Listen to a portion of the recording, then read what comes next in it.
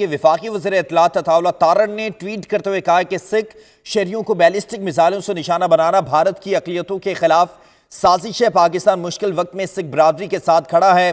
بزدلانہ کارروائیاں بھارت کا اصل چہرہ دنیا کے سامنے بے نقاب کر رہی ہے۔ بھارت کی حرکت شرمناک عمل ہے۔ وفاقی وزیر اطلاعات عطا اللہ تارڑ نے سماجی رابطوں کے ایکس پر ٹویٹ کرتے ہوئے کہا کہ سکھ شہریوں کو بیلسٹک میزائلوں سے نشانہ بنانا بھارت کی اقلیتوں کے خلاف سازش ہے۔ پاکستان مشکل وقت میں سکھ برادری کے ساتھ کھڑا ہے۔ بزدلانہ کارروائیاں بھارت کا اصل چہرہ دنیا کے سامنے بے نقاب کر رہی ہیں۔ بھارت کی حرکت شرمناک عمل ہے۔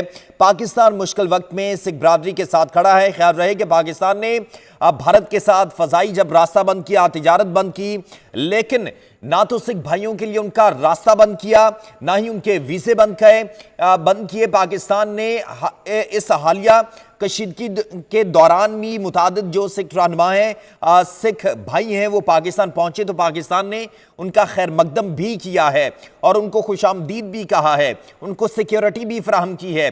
لیکن اس کے باوجود بھارت کو یہ تمام کی تمام چیزیں جو ہیں وہ پسند نہیں ہیں اور وہ مسلسل سکھوں اور پاکستانیوں کے درمیان جو ہے وہ ایک تناؤ بڑھانا چاہتا ہے، محبت کی فضا جو ہے اس کو ختم کرنا چاہتا ہے، زہر گھولنا چاہتا ہے۔ عادل یہ ہمارے ساتھ ہیں۔ عادل یہ بتائیے گا، آپ کو نہیں لگتا کہ بھارت کی ایک جو توسیع پسندانہ سوچ ہے وہ بنگلہ دیش کے ساتھ بھی جو ہے پانی کے معاملے پر تناؤ رکھتا ہے؟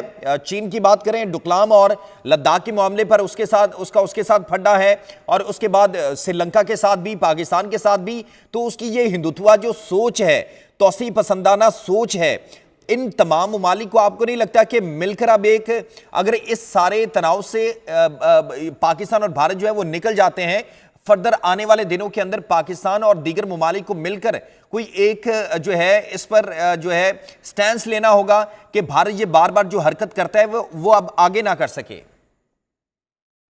ممالک جو ہیں وہ سارک کا حصہ ہے، اور بدقسمتی ہے کہ صرف پاکستان کے ساتھ جو ہے بھارت کے تعلقات خراب نہیں ہیں۔ بنگلہ دیش جیسے جب وہاں پر حسینہ واجد تھیں تو اس وقت ان کے معاملات کچھ اور تھے، کیونکہ وہ پرو انڈیا گورنمنٹ اس وقت موجود تھی بنگلہ دیش کے اندر۔ لیکن جس قسم کا احتجاج کر کے بھارتی جو حمایت یافتہ حکومت کو ہٹایا گیا اور پھر ان کو جس طرح سے وہاں سے فرار ہونا پڑا، باقی جو خطے کے ممالک ہیں، نیپال جو ہے اس میں ہم دیکھتے ہیں کہ بھارتی در اندازی جو ہے وہ ہر وقت وہاں پر رہتی ہے۔ اسی طرح برما کی صورتحال ہے، اسی طرح بھوٹان کی صورتحال ہے، اسی طرح جو ہم دیکھتے ہیں کہ پاکستان تو آلریڈی ہے، چائنا کے ساتھ ان کے معاملات جو ہے وہ آلریڈی کشیدہ ہے لداخ کے معاملے کے اوپر۔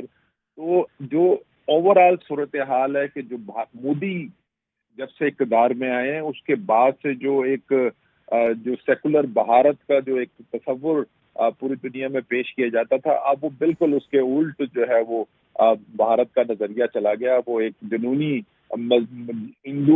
ہندوتوا جسے کہتے ہیں، وہ ایک خاص جنون جو ہے وہ حاوی ہے بھارت کے اوپر۔